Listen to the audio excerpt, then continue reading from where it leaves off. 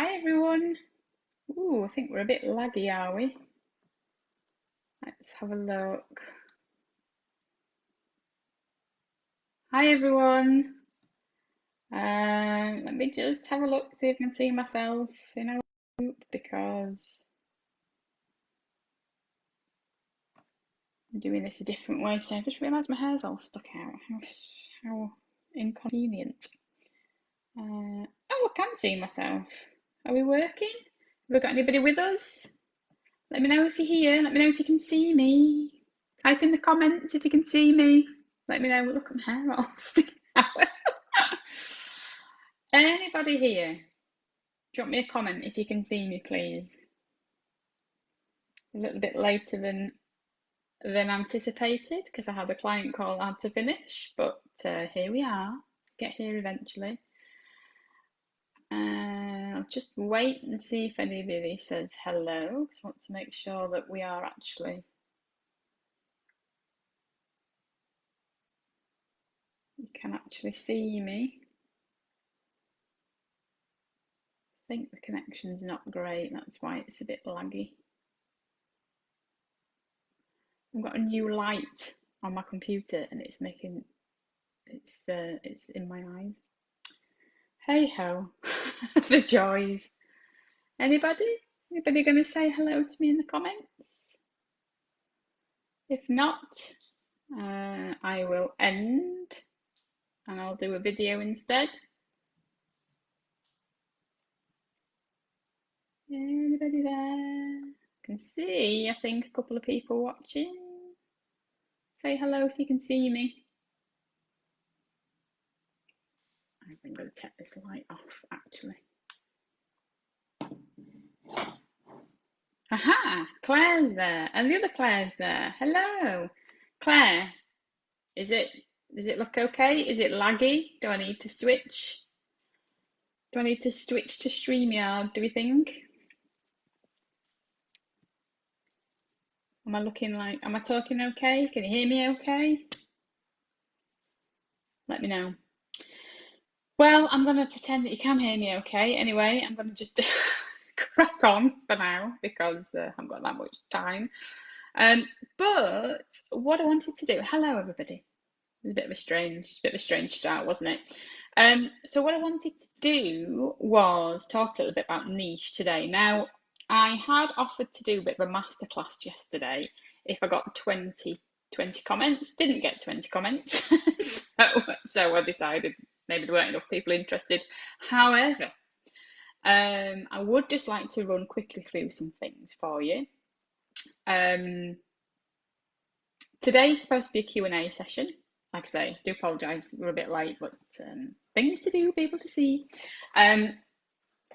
So today was just going to be an open Q&A session for anybody who's got any questions about finding their ideal clients, about who they should be targeting, about who their ideal client should be, what niche they should focus on, because I get so many questions about it. It's probably the subject that I get asked about the most. And because it's probably, in my view, probably the most important piece of what we do. So I'm hoping you can still see me if I think you can. If I just bring up my little notes. I made some notes that I wanted to go through for you, just some little bullet points for me. So I'm just going to quickly run through some of the notes that I made for the masterclass that we didn't have, but I just thought that they would be useful, and for people who have no idea what I'm talking about when I talk about niche, I thought this would be this would help. So what do I mean when I talk about niche? Right, you hear me talk a lot about our module called Niche Breakthrough Secrets, and I kind of interchange niche with ideal clients. So, what is it all about? So your niche, what that means is the group of people, the specific group of people that you want to work with in your business. Okay. Now, it's not just about picking a women, or picking people in Leeds, or picking people in the States, or picking people who work in the construction industry. That's kind of what a lot of people do when they say they're picking a niche, and it's just too broad usually. So we want to get really clear on the specific community, if you like, the small group of people that you want to work with. And we want to get clear on what the problem is that they have that you can help them solve. Now, this is important because of something called product market fit, which some of you might have heard of. So if any of you have done any training or research into online marketing, you'll have probably heard people talking about product market fit. And what that means is there is no point putting together a package or a service or coming up with a product if it's no good for the market you're going to be reaching out to, right? So one of the big mistakes people make, particularly people in healing, therapy, coaching, those sort of service industries, what tends to happen is people come up with a package, or they learn a technique. It's very, very common. Healers and therapists will learn a particular type of technique, like tapping or Reiki or massage, or lots and lots, usually lots and lots of different techniques, things like that. Or people will say, I want to be an affiliate for a particular product. So they might say, I really want to sell these essential oils. I really want to sell these healthcare products. I really want to sell these water filters, or whatever they might be. Network marketing companies are a good example of that. And so they have this thing they want to do for people, and they take it, and then they're going out and trying to find people who will buy it. And certainly in my experience, when you're wanting to build a six-figure business and beyond, that is not the right way to come at it.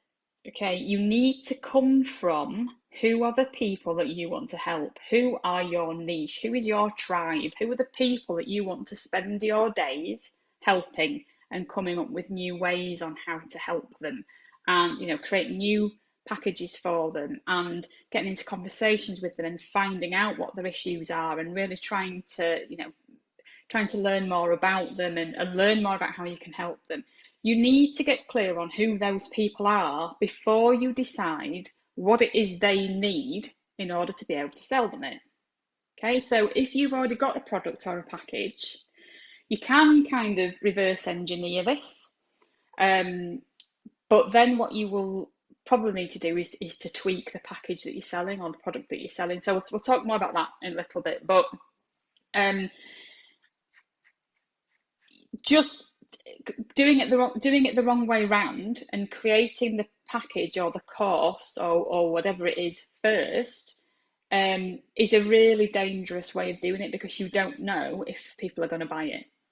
Okay, so one of the things that I'm teaching in my new Six Figures roadmap is you need to get clear on who your ideal client is, work out what the problem is that you're going to help them solve, then decide how you're going to do that, what are the steps you're going to take them through to achieve that outcome, then package it into something that's totally irresistible, that's going to make them say yes when you speak to them, price it in a way that's a bit of a no-brainer to start with, because we want to get 5 clients buying your package. Okay, this is I'm just giving you a bit of an insight into the overall picture. You want to get 5 clients minimum paying for your package or your product before you take it out to the wider market.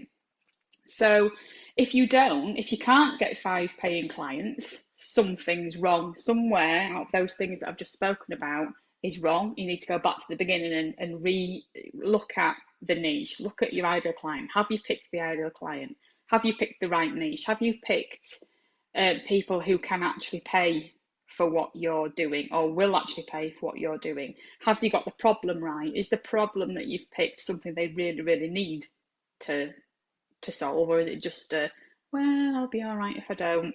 So you have to keep going back until you've got those 5 clients. You need to keep going back and refining and refining and refining. And what I tend to find is it's usually the product market fit that's wrong. So it's usually the fact that we've created something that this niche, this market doesn't actually want.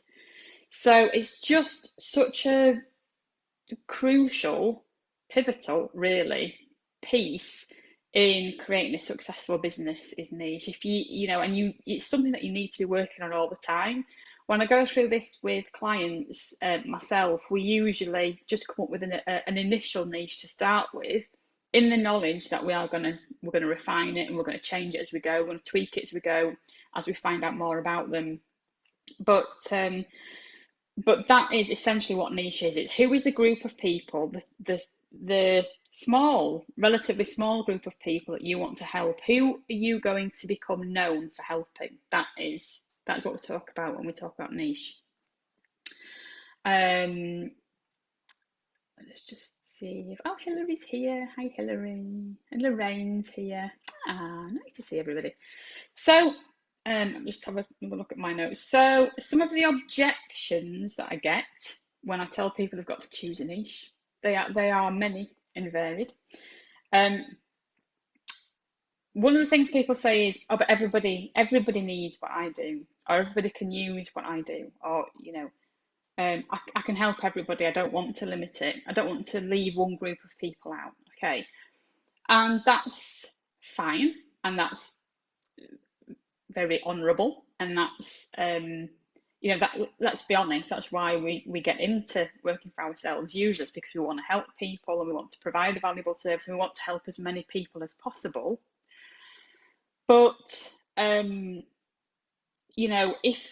if you, when it comes to marketing, if you're not speaking to a particular group of people, if you're not talking the language that a particular group of people are going to go, put their hand up and go, oh, I think I need to speak to you, then really you're just speaking to nobody. If you're just talking in broad terms about what you do and I can help anybody and come to me and tell me what your problem is and I'm sure I can help you, that is just not going to cut it from a marketing point of view, especially if we're talking about premium packages, okay, which is what I teach people to create.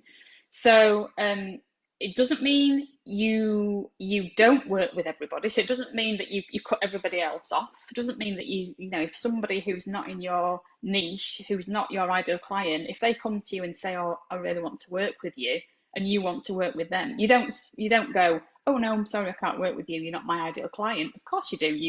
You decide, it's your business.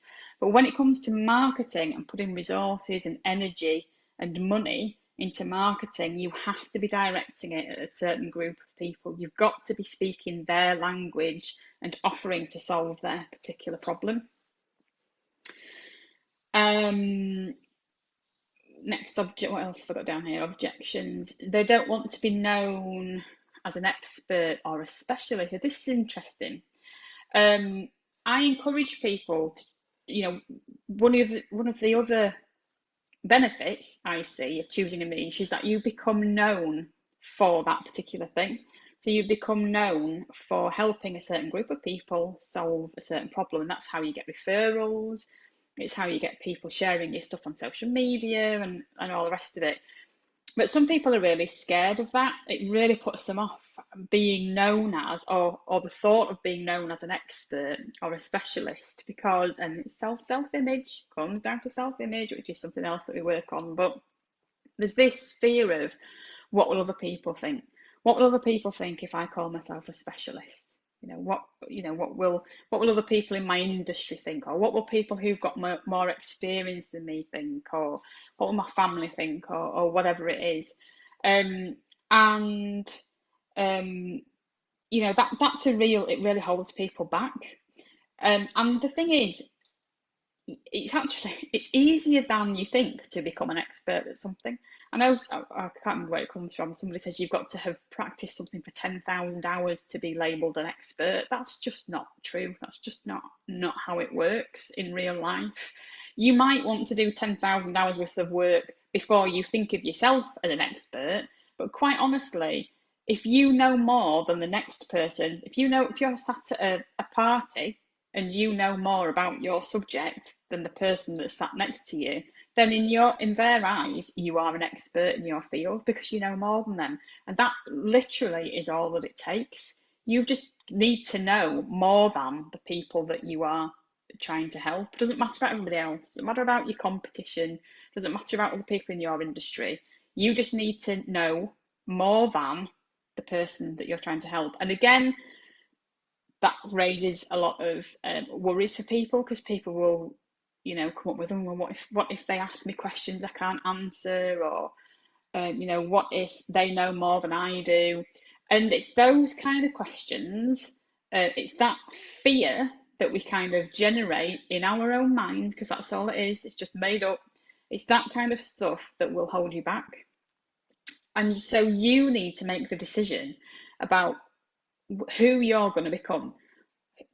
What are you going to become an expert in? I know we do in the business training, we do, what are you a stand for? What is so important to you that you will, that you will stand your ground and make sure people get what they need to sort this thing out.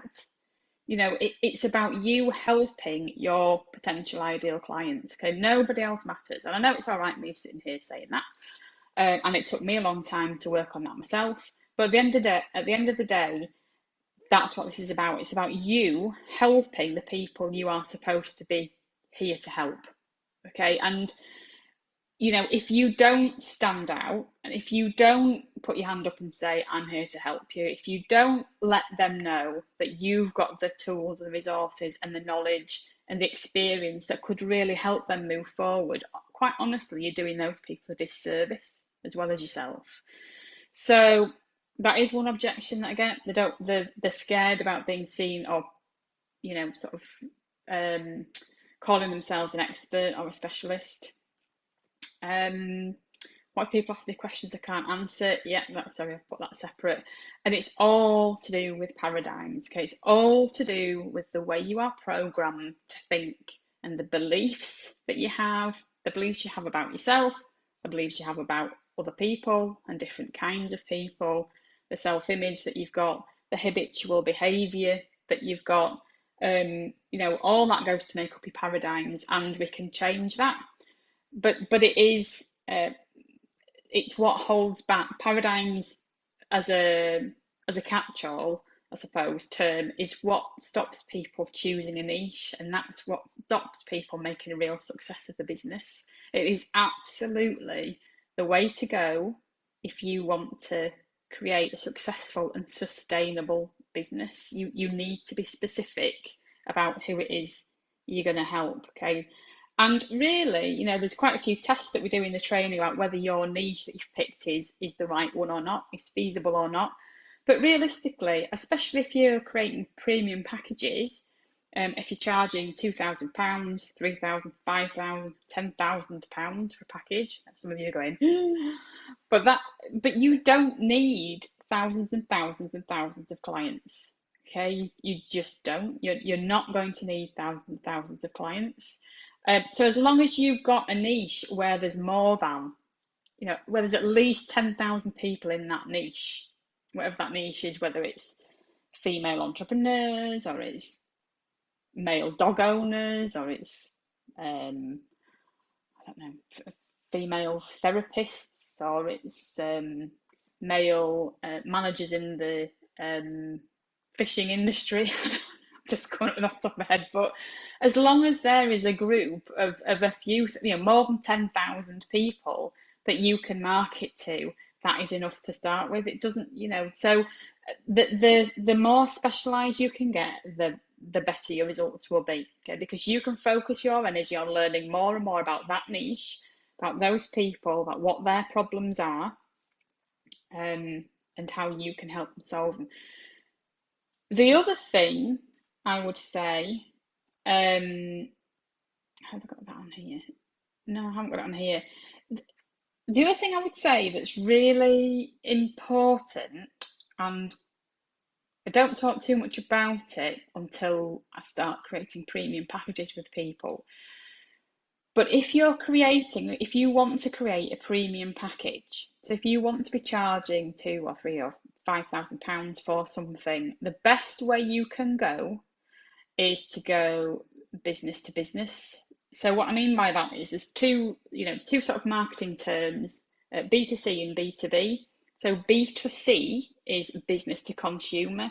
So what we would call that is business to consumer would be if I was providing a massage service to a lady to a mum who was stressed because she's got loads of kids and they're running her ragged. Okay, that lady that I was giving the massage to is a consumer. She's an individual consumer. Or if I was selling essential oils to a lady who was going through the menopause, right, to help with that, she's a consumer. She's a customer and she's a consumer. She's kind of an individual end user. B2B means business to business.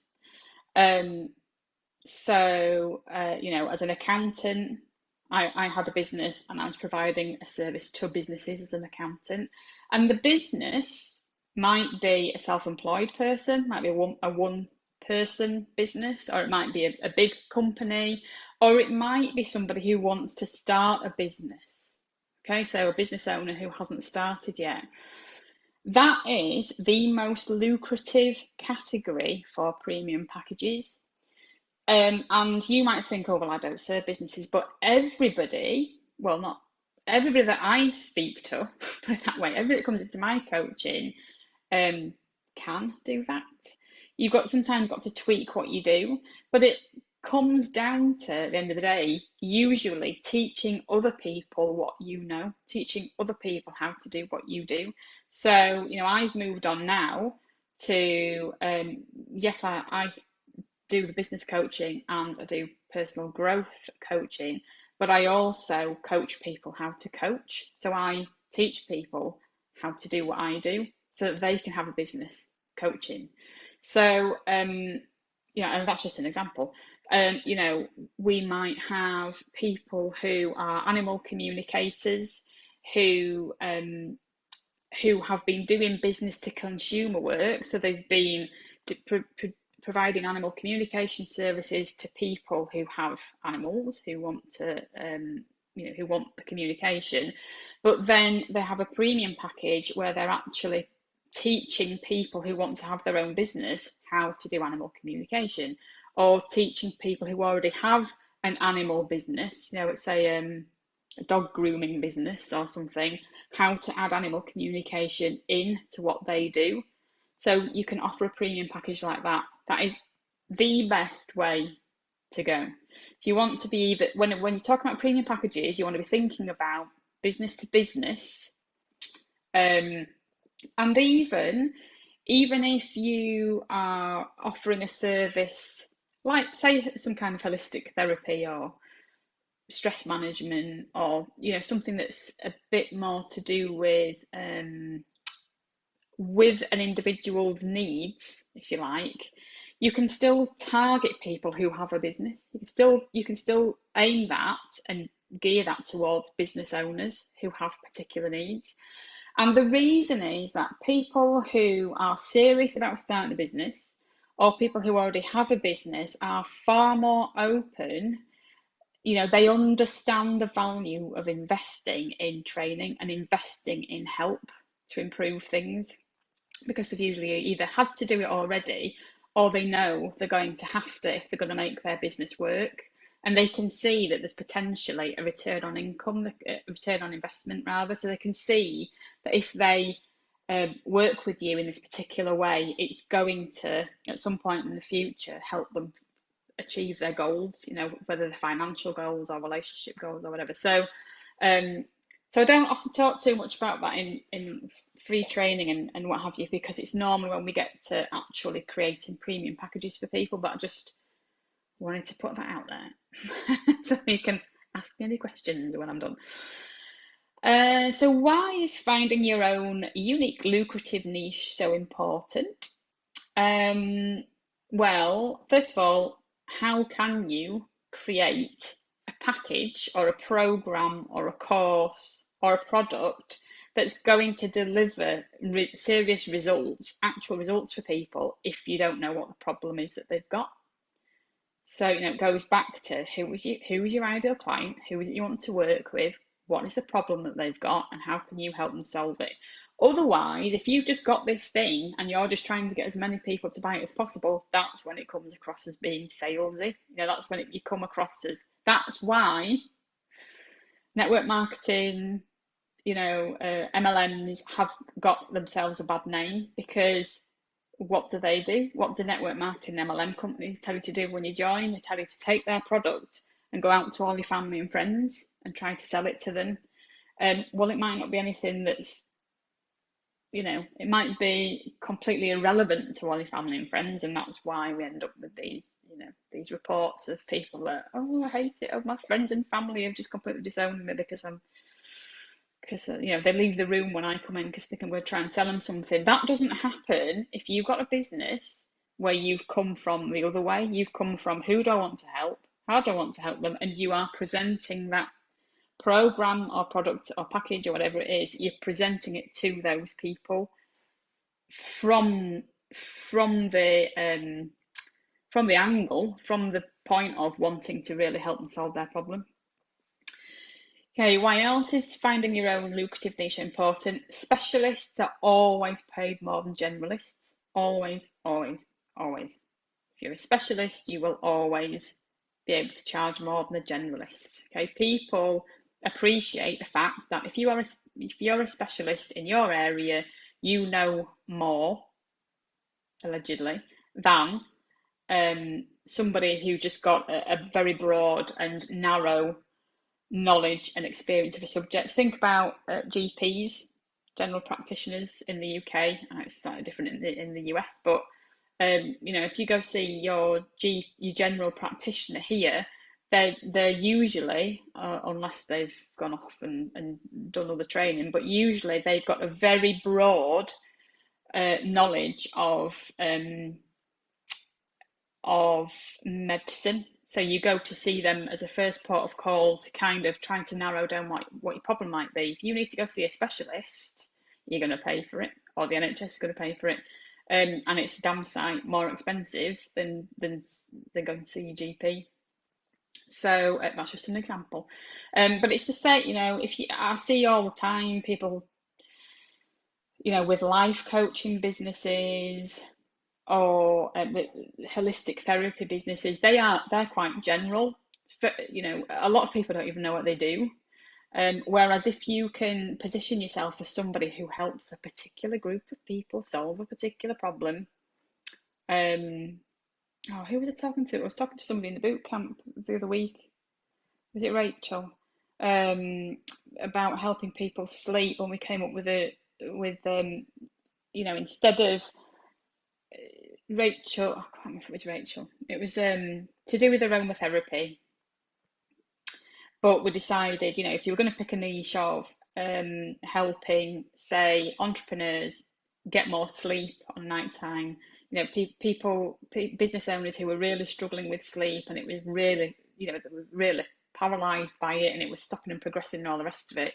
We came up with a title. I won't tell you the title in case you use it, but we came up with a title that basically, says what it does on the tin. If you can explain to people in a title, in a headline, in a package title, or in a business title, what you do and who you do it for, or what the problem is you solve and who you solve it for, that's a damn sight more client attractive than saying I'm a holistic therapist, or I'm a massage therapist, or I'm a life coach, or I'm a women's coach, or so specialists can always charge more than generalists. They're just seen as being more credible, rightly or wrongly.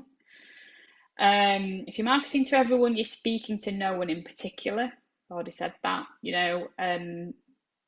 and in this day and age, if you're going to market, you need to know who your ideal client is nowadays, to know where to market, to know where to put your adverts or where to send your put your flyers, or you need to know who it is that you're wanting to speak to. Otherwise, where do you put your stuff? Where do you? Gone are the days where you just put an advert in the yellow pages. You just put a little thing in the yellow pages and hope that somebody's searching for you. If you're going to advertise on social media or whatever, you have to have an idea of where you're going to place those adverts. Why else is finding your own niche so important? Not everyone will want what you do, and not everyone will need what you do, and not everyone will be able to pay for what you do. Okay, I see so many people, especially healers and therapists, giving the time away, undercharging, because they feel sorry for people, because the only people who are coming to them are people who can't really afford the normal pricing. It comes back to, you need to get in front of the people who need what you do and who will be able to pay for what you do.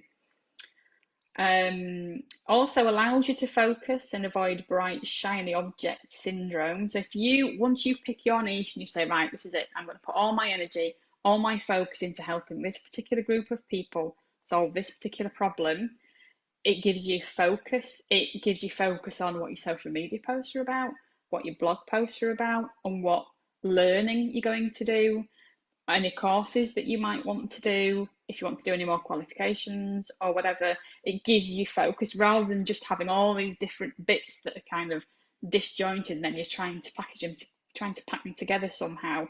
If you know where you're going and who it is you're helping, it makes things so much easier. And you need to like the people that you are marketing to. This is really, really important. You've got to decide from the start who it is you really want to work with. If you end up falling into a niche that's full of people that you're not really in alignment with, who aren't really on your wavelength, who you're not really that excited about working with, that is going to impair your client attraction strategy, whatever it is, because subconsciously your paradigm is going to be going, hang on a minute, if we do more marketing, we might get more clients. That means we're going to have to work with them.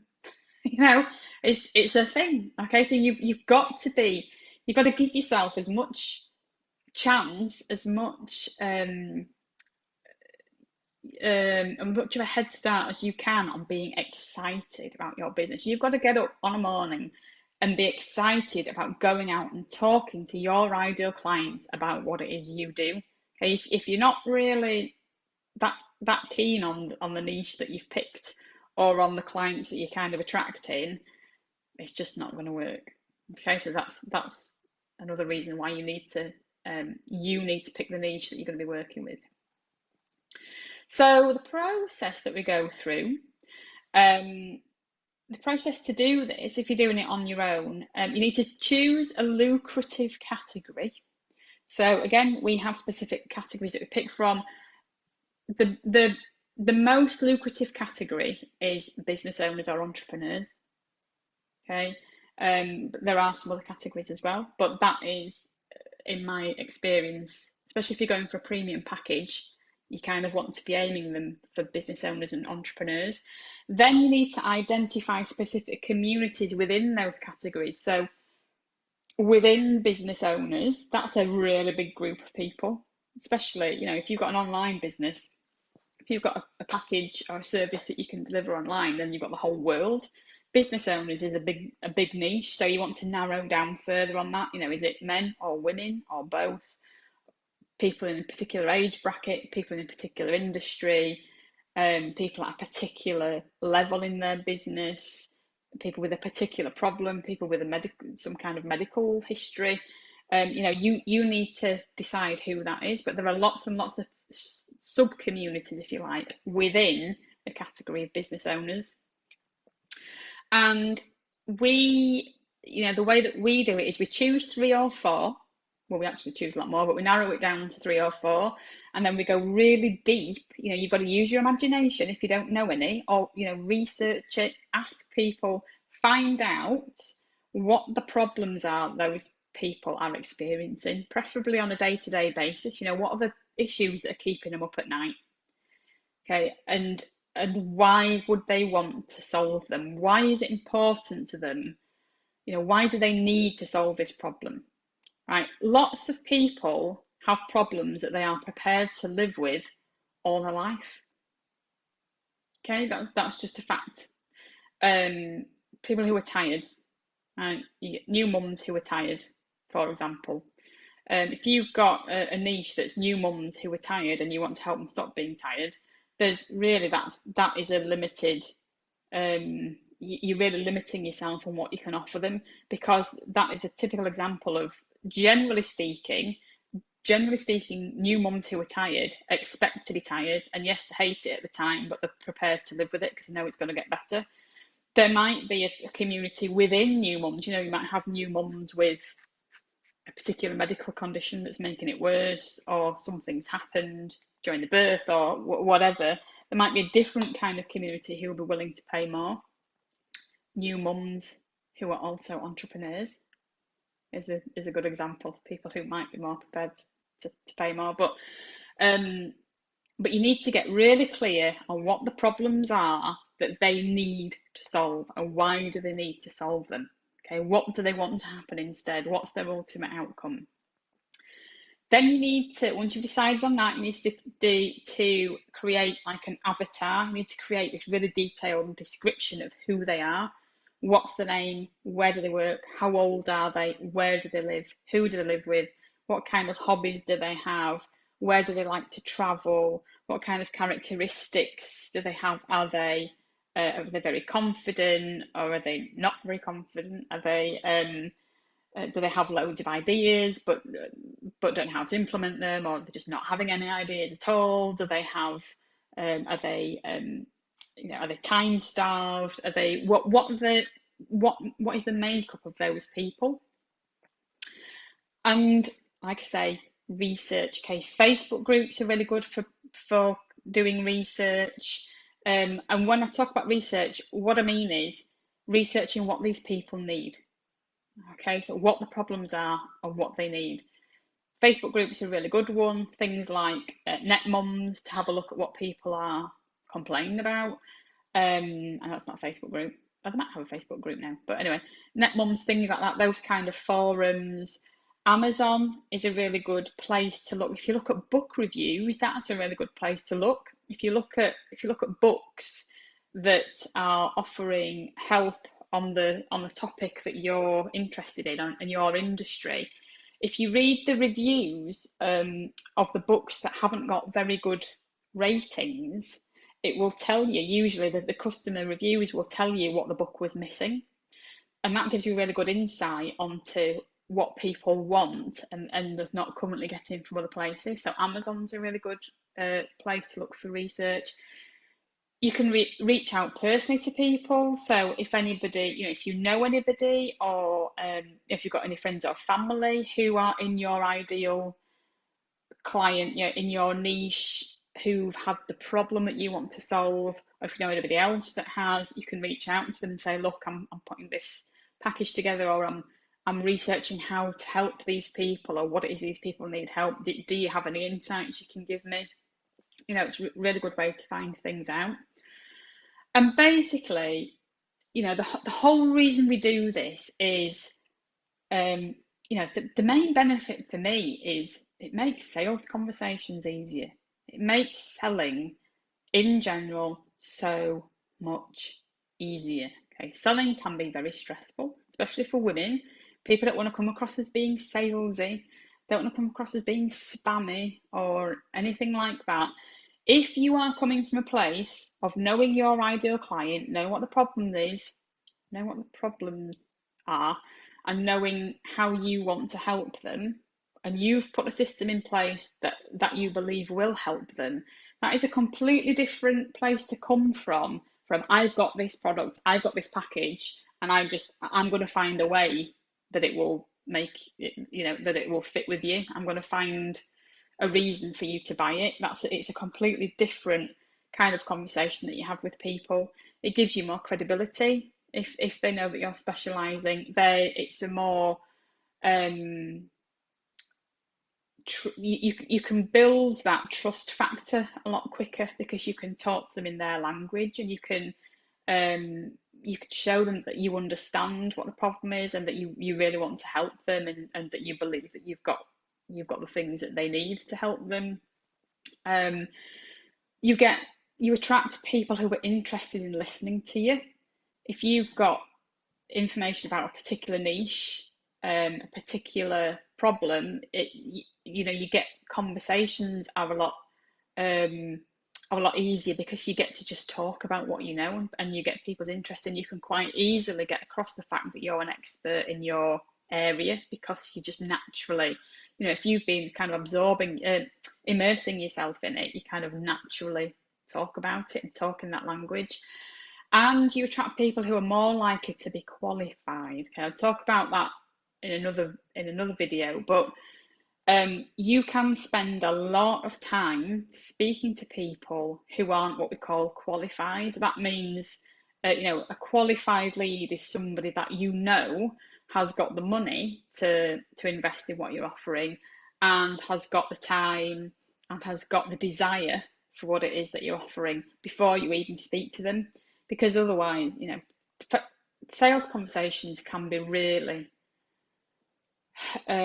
trying.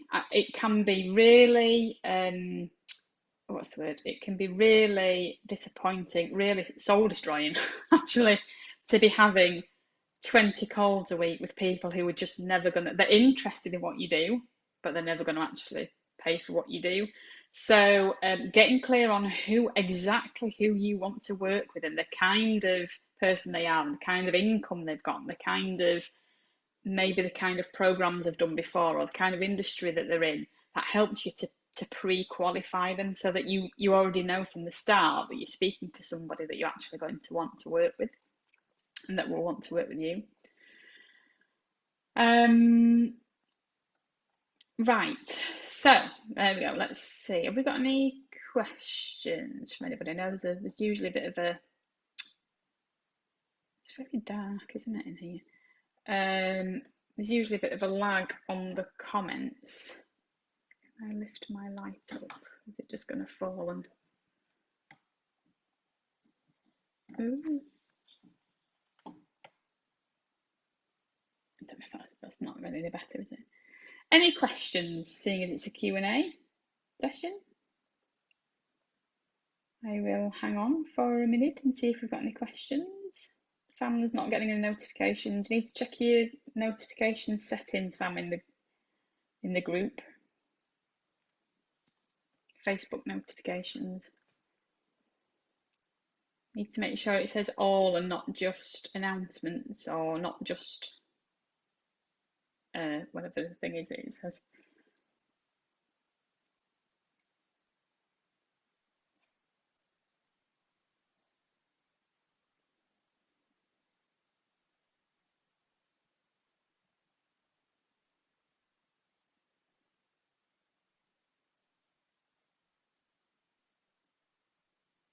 No? Any questions?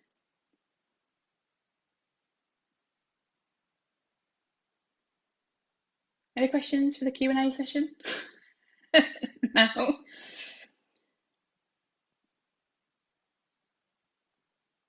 No? Can't see any coming through. So if there's no questions, I will leave it there. So kind of melded the masterclass. Kind of melded the masterclass and the Facebook Q&A into one today. Like I say, wasn't going to do any training because I wasn't sure how many people would be interested, but then I thought, what the heck? So thrown it all at you today. Claire's head's all over the place again. We could talk about it on Thursday, Claire. That's all right. Right. Okay, then I shall leave you with that.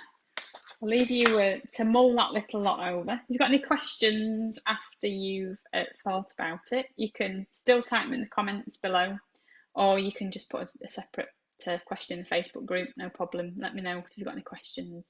Oh, Kelly, how do you contact people you identify in Facebook groups? How do you contact people you identify in Facebook groups? Do you mean when you're actually reaching out to people, Kelly? Not so. Today, I was talking about research. So looking in Facebook groups at what people are saying, looking to see what the problems are that people are asking for help on in Facebook groups. I personally don't contact people in Facebook groups unless they're public Facebook groups. Usually in a private Facebook group, there's usually something in the rules that says you mustn't contact people. Like mine, like my rules are that you don't DM other people in the group. I'm sure people do, but I try to spot them and remove them because that's why. Because I think when you're in a private Facebook group, it's very, very wrong to start, to start contacting people in those groups. People tend to join Facebook groups because of private Facebook groups because they're private, and I wouldn't. So unless it's a public Facebook group, I wouldn't contact them. Unless unless you're in the Facebook group as well and you've got other things in common with them. I'm in a few Facebook groups. Okay, we're going off on a bit of a tangent now, but what I would do is, I mean, this comes back to, there's so much behind social media marketing, but what I would say, the best way to deal with Facebook groups is you make sure that your Facebook profile says exactly what you want people to see. So, my Facebook profile very clearly says that I help healers, therapists, coaches, and consultants create six figures and beyond, right? It says it in my personal profile, it says it in my business page, I think. So I can start conversations with people. Like I'm in a dog group, okay, because I've got a Labradoodle. I'm in a fitness group because there's a particular fitness program that I follow, and there are lots of people in those. I wouldn't reach out to people in those groups about my stuff, but I do comment a lot, and I do reply to what people have put and like things a lot, and create engagement in there, knowing that people will very often, if you like what they've put or you comment on what they've put, they'll very often look on your profile. So if your profile says something that speaks to them at that time, then they can contact you that way. That is what I would do with Facebook groups. I don't contact people otherwise, like directly in Facebook groups.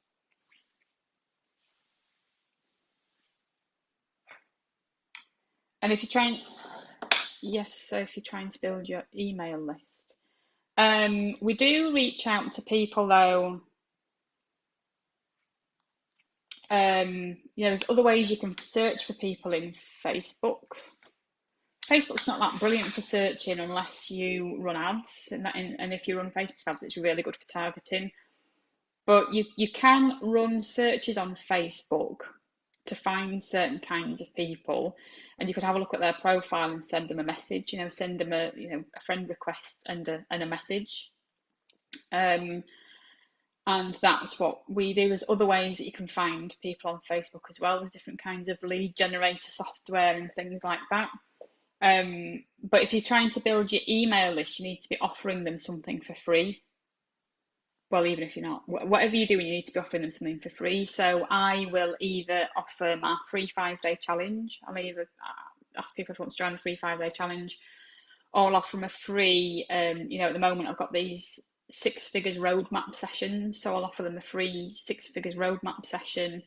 Or I'll invite them to the Facebook group, or I'll offer them a free ebook or free PDF or something. If you want to build your email list, you need to have some way to capture their email address. So there needs to be something that they're going to opt into to type in their email address to get onto your list. So you need to be able to take them to a landing page and say, okay, if you type your email address in here, I will send you this for free.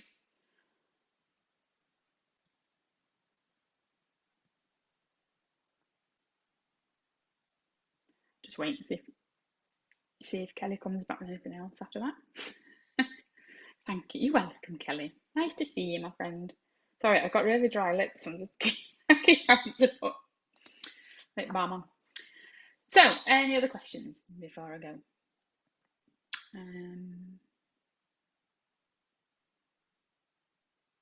Crikey, we've been going a while, haven't we? Didn't intend it to be that long. Right, okay. I'll just hang on just another minute, just in case any late comments come through. So, yeah, any questions at all on niche, get them in. I intend to do another Facebook Live later in the week about the same topic. We'll probably talk more about how to find people. Claire, are you still doing your 2-day course in the hotel? It's 4 days, Claire, and I am still waiting for enough people to say they're interested. I need 10 people really at least to say they're interested. I think I got 4 or 5. So I'm just waiting to see what the response is. I will need to make a decision. It's November. It's the middle of November is the plan for those days. So and it's a part of the Success Systems Academy. So people that aren't in the Success Systems Academy will need to pay for it. People who are in the Success Systems Academy will automatically be get it for free. So I'll probably have to decide by the end of this month. So I'll put something in the group to let you know whether it's going ahead. All right, I'm going to leave it there then. So nice to see you all. Thanks to those of you who joined me live. Like I say, any questions, people who are watching on the replay, let me know and I will answer them as soon as I can. Otherwise, I will be back with you later in the week. All right, enjoy the rest of your Tuesday. I'll speak to you all later. Bye for now.